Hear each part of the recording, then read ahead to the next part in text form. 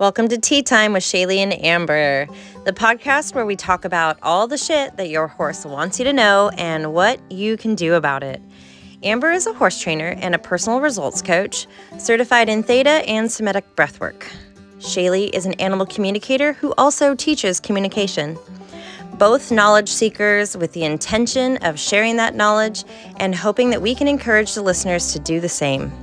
Welcome to today's episode where Shayleigh introduces us to her new donkey and her new mare, and we get to hear the ever so serendipitous story about how they came to be in her family.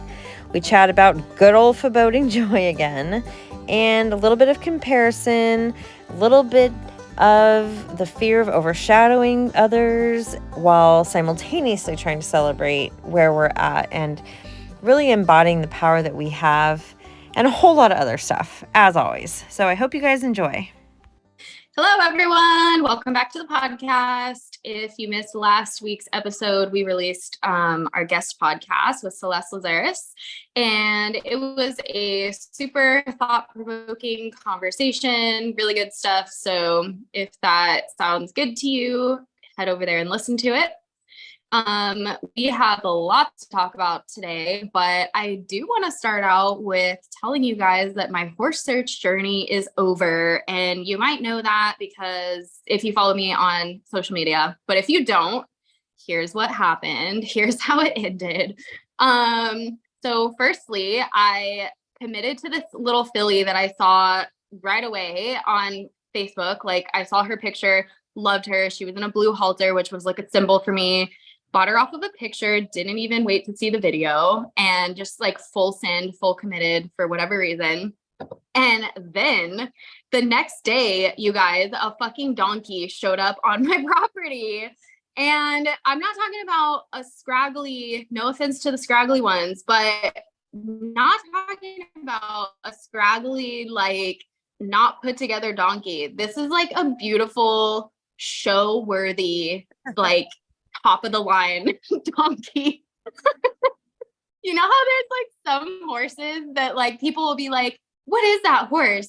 Is that a warm blood? And they're like, oh no, it's a thoroughbred. People are like, is that a mule? I'm like, no, he's a donkey, but I know he's beautiful.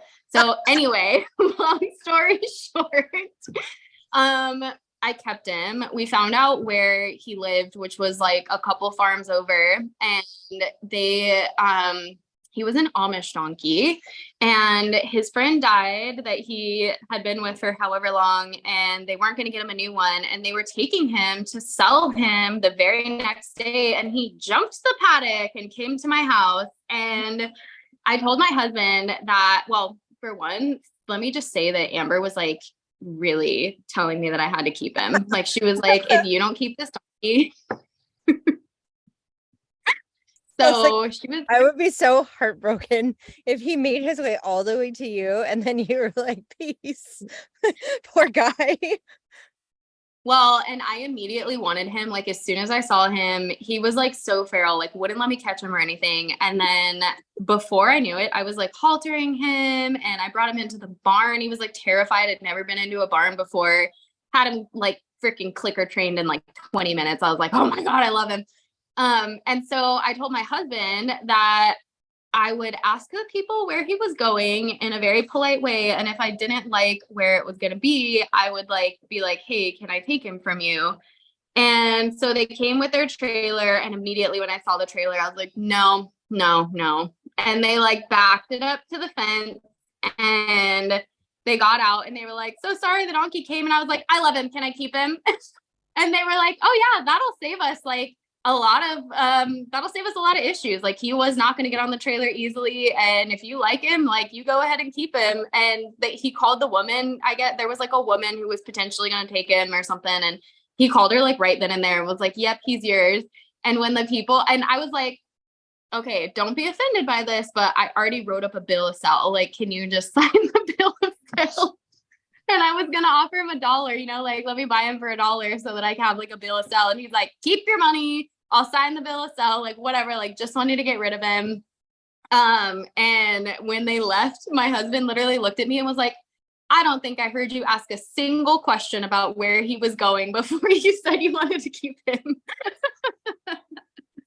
But there's a joke within our friend circle, aka me and Amber, that he's my husband's donkey because he totally is. Like when I'm out in the barn in the morning and like he comes to say goodbye to me, he never says anything to the horses. He's like, bye, I'll be home at whatever time. No, now it's like, all right, bye, I'll be home later, donkey, later, dude. Like he's like constantly like petting him, telling him he's a good dude. And like, it's been a whole journey already with the donkey that I will probably talk about in the next episodes. But anyway, that's how it ended. I have this filly that's being completely and utterly overshadowed by my love for this donkey, which is fine. She seems okay, just like living out her life. She's only 3.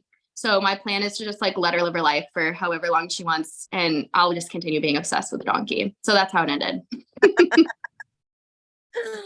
You didn't even say her name, which I think is like a really good part. Did you say her name? I don't feel like you did. No, I didn't. You're right. This goes back to like my foreboding joy, right? Where I'm like, okay, so now I have this horse that is going to be like my next sound. I don't even want to start saying it because I have this next horse that I'm going to love no matter what. And her name is Knowing You. Like that's her jockey club name, Knowing, which is super awesome. Ended up calling her Fern. Well, I was going to call her Fig Newton and Justin hated it. He hated Fig. So now she's Fern the Fig Newton. But yeah, her jockey club name is, which is super fucking cool because obviously Bro sent her and my past animals sent her. And what's so interesting about the donkey story too is the very first like little love of my life dog that was like a little brindle thing. Her name was Dog. And I didn't want to name her because I didn't want to keep her. I was like, no, I'm not going to fall in love with her. And she got used to Dog and she ended up being my little best friend. She showed up on my doorstep one day and was the same exact color as my cat, who showed up on our driveway and followed us home years later, who is the same exact color as my donkey, who now, like, you know, after my cat passed away, the donkey shows up. They're all this like brown brindly color. And they all say, I've traveled so long to find you. That's like what they tell me. And it's wild. The donkey was literally like, I have to say, I traveled so long to find you. And I'm like, wow, wild. So, yeah. So funny. So cute. Yeah. I think it's interesting, the whole foreboding joy thing and like the downplaying. It kind of feels like somehow they're connected. The foreboding joy, finding happiness and stuff, because then you're like finding happiness and finding the things that you like about yourself and the things that people say are like valuable about you, or like how you are in service and how people appreciate you.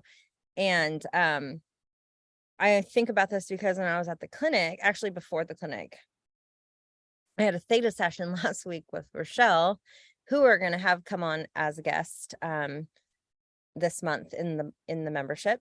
And I had a session with her, and the big part for me was I was still holding on to guilt.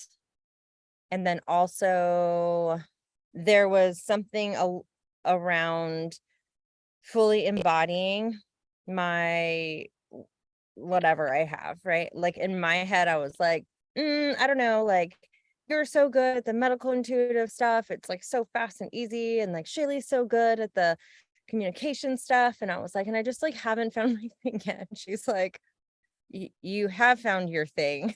She's like, you're doing your thing. And I think you just don't know it yet. And I was like, okay, like, I don't know what that is. And it was around like hiding myself from myself or something. And I don't feel like I do that when I'm in sessions with people, or when I'm like teaching, or when I'm in a clinic. Like it doesn't happen, because then I'm just in a flow and I'm doing the things. But on the outside of it, and then a lot of it stemmed with not wanting to overshadow, or not wanting to seem like I thought I was better than anyone, because celebrating how much work I freaking put in. First of all, it's not like I woke up and was like, oh, I can do this thing. Like the amount of shit that I had to go through to even like, and I think that's everyone's story that's doing some type of work in service. It's like, you're not just showing up one day and signing up and being like, this is what I do. It's like, you have to go through the, like, all the things to get to the point where you understand it. and can then like teach it and share it and hold space for people going through it.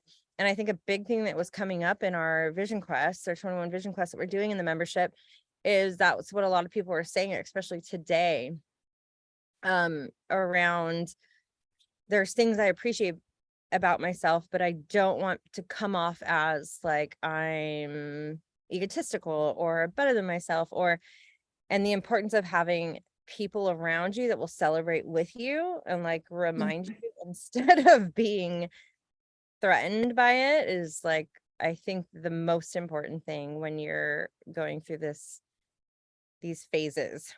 Because what she had said was, she's like, I almost see Shayleigh like, come on, come on. And I'm like, no, like you're the talented one that does all the things. Like, I'm just here, like, setting up with the ideas and then setting things up and like the man behind the curtain. And she's like, you just have to just your mind. And then so she shifted things around like Rochelle does, and then I felt better.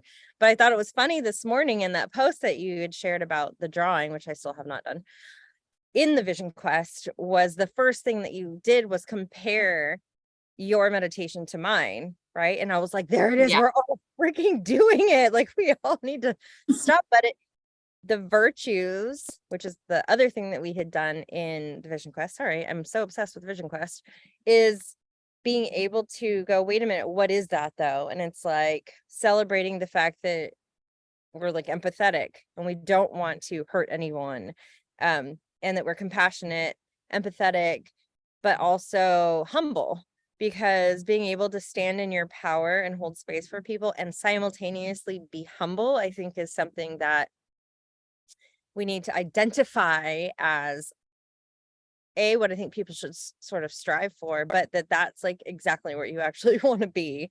You don't want to be too far swung in any direction. And as important as it is to have people that will mirror back to you your gifts and your strengths, it's equally as important for someone to be like, hey, cocky pants, maybe rein it in a little bit. But you have to have the right people doing that, because there are people that are doing it because they love you and they're like, that might have been like too far in one direction, versus the people that are just threatened by you and trying to break you down because you're in your power and because you're in it. So yeah, that was my little rambling about what came up this morning when I was looking at everyone's comments and stuff around the vision quest, and how we so do that. And it just always goes back to like comparison and all the things. I know. Which is so like funny, because that's what happened in our elements of connection thing. Was there was like this big comparison piece, comparing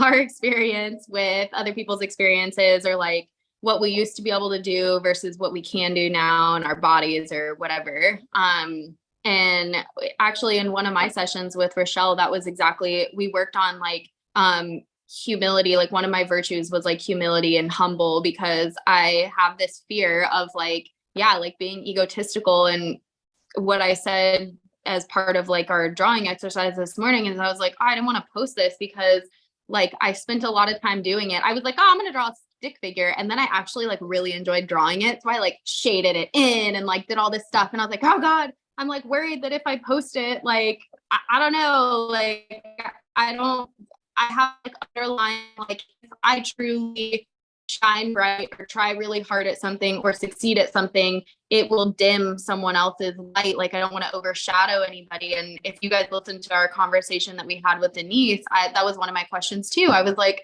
if I do the theta work, like, is that going to overshadow Amber? Like I have this fear of like, I don't want to be like overpowering or overshadowing, but if we think about it, and what I'm trying to learn is that everybody has their own gifts and their own things that they excel at, and you can never overshadow somebody else based on what you have to offer, because you're offering something different. Like no one's ever going to be you.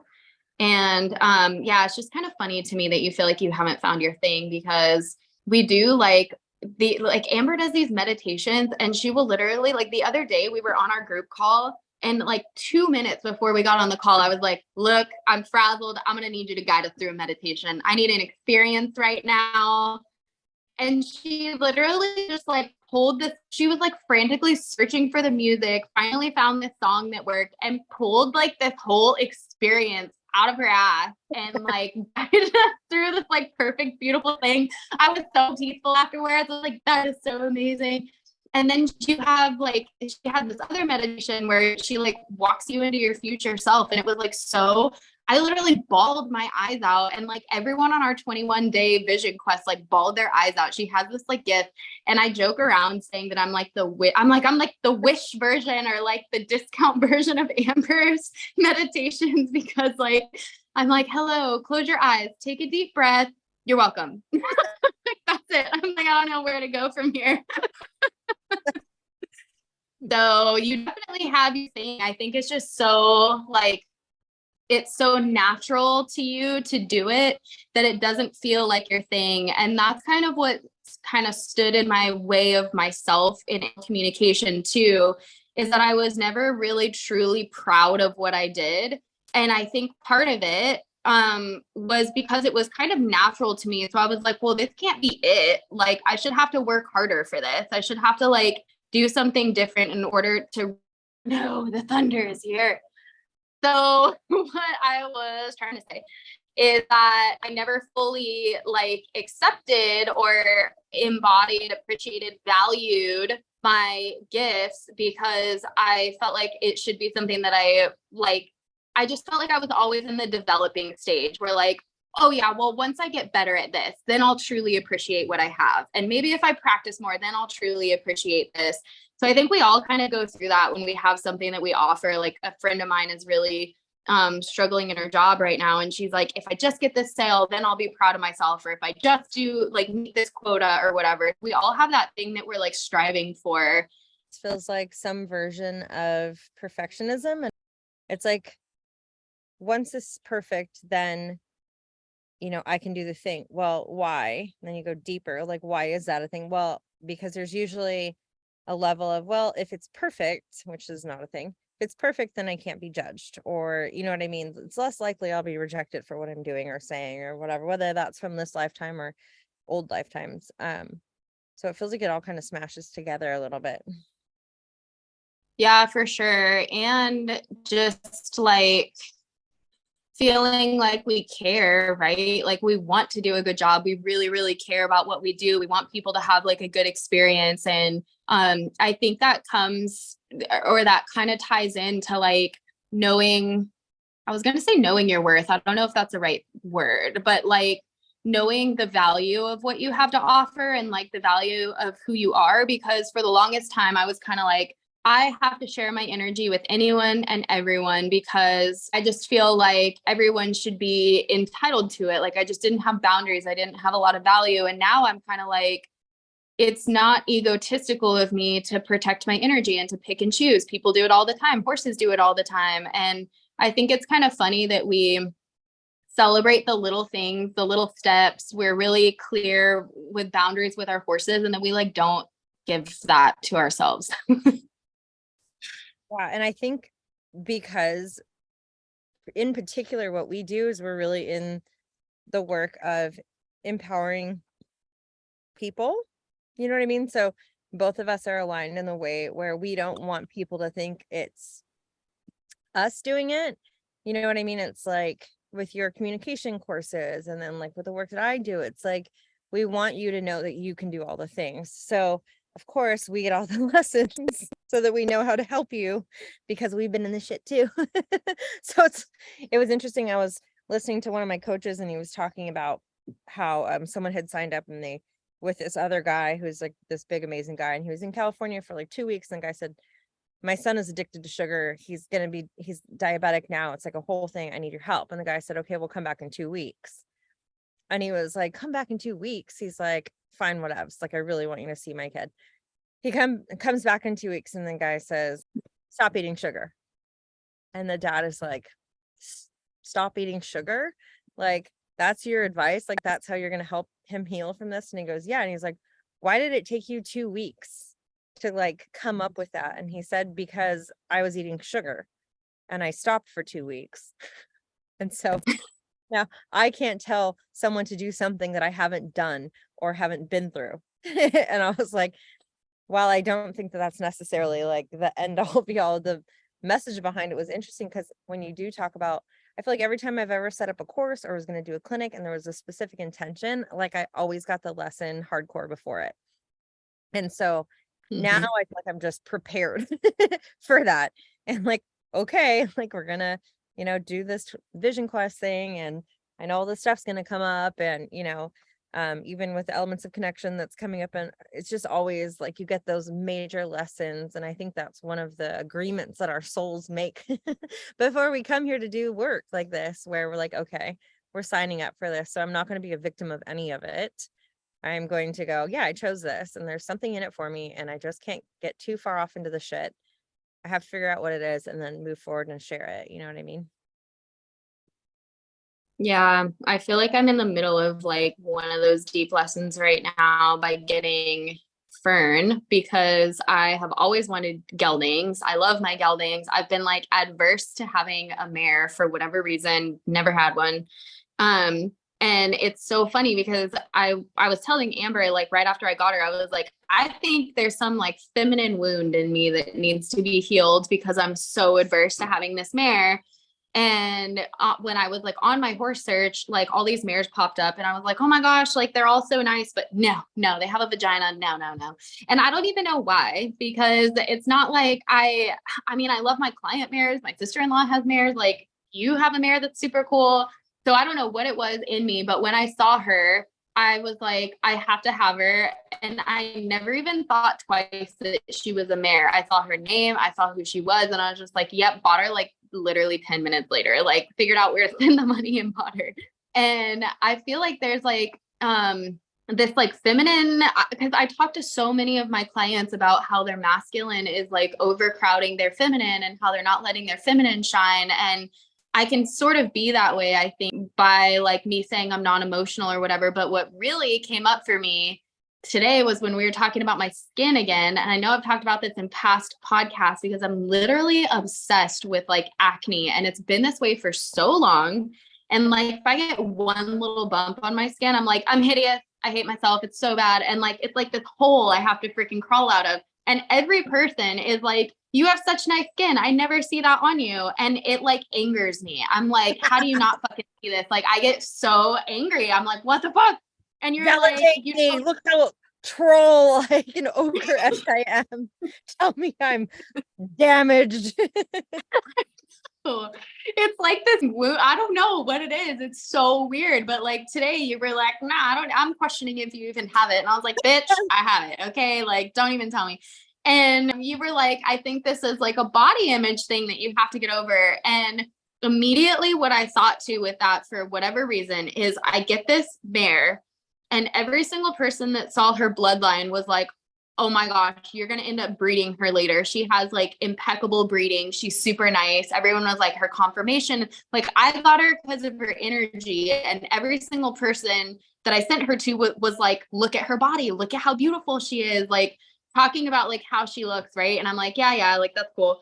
And then I turned her out with the boys. And yesterday, Justin like looked at her and was like, what happened to her? Like I've had her for like what, like a week and a half now.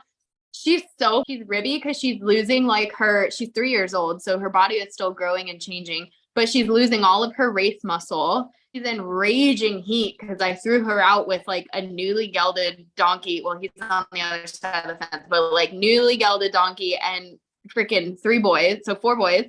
And her whole body is changing. And like he looked at her the other day and was like, dude, she's so scarred up. Like, what is going on with her? And I'm like, I know that perfect little body that everyone's saying, like, it's all scarred up now, but she's still beautiful. And I'm like, I feel like this is like a total part of what she came to teach me. Like the lesson is in full force now. She's got a fat little leg, a fat little ankle, like, and I'm just like, nope, I'm not looking at any of it. Like, so I still haven't really figured out the lesson. All I know is that that horse that everyone was saying is super beautiful. She's getting all haggard right now. Oh, it's so interesting. All of the things, the lessons, all the damn lessons that these horses bring.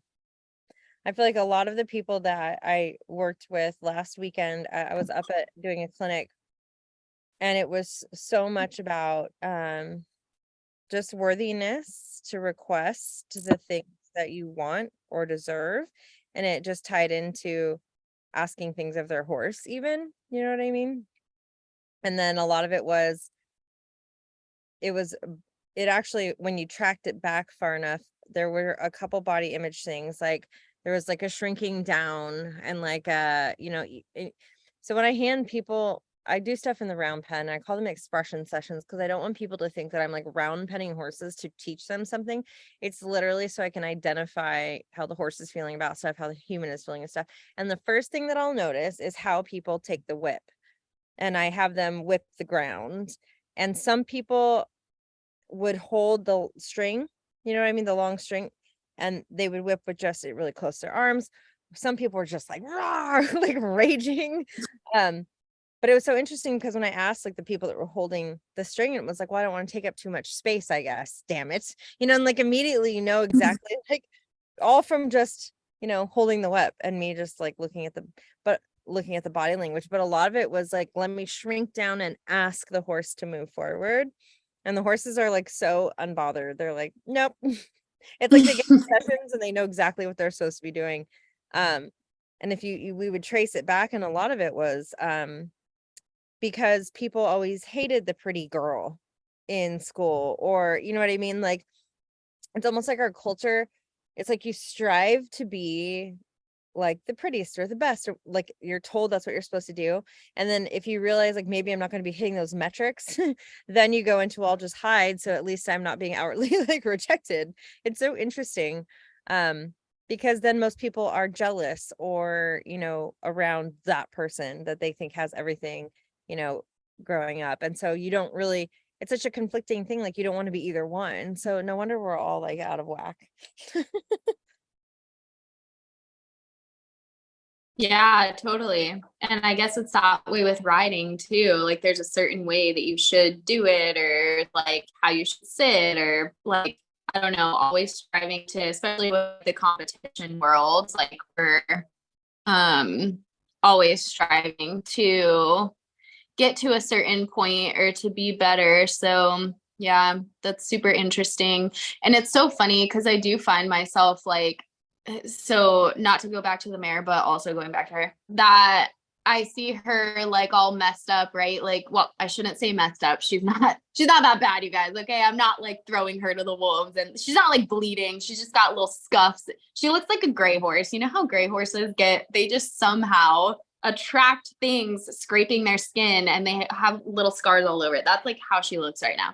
But it's funny because I brought her in the other day and she had like a fat leg, and I was like immediately like, oh, like I've been trying not to look for anything wrong with her because obviously I want her to be like my next riding horse and stuff. And so I'm trying to just like see that like future self I want to have with her.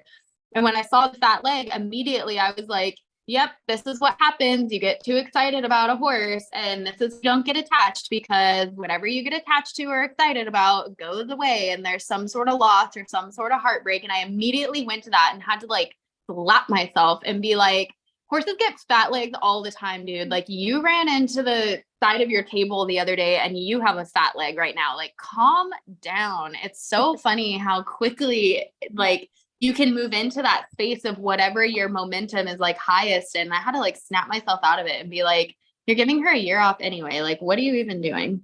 Mhm. Yeah. I think about Clover. She has a fat leg every day. I won't go out there. So I'm like, oh, fat leg? Throw him out into the pasture. I'll walk it.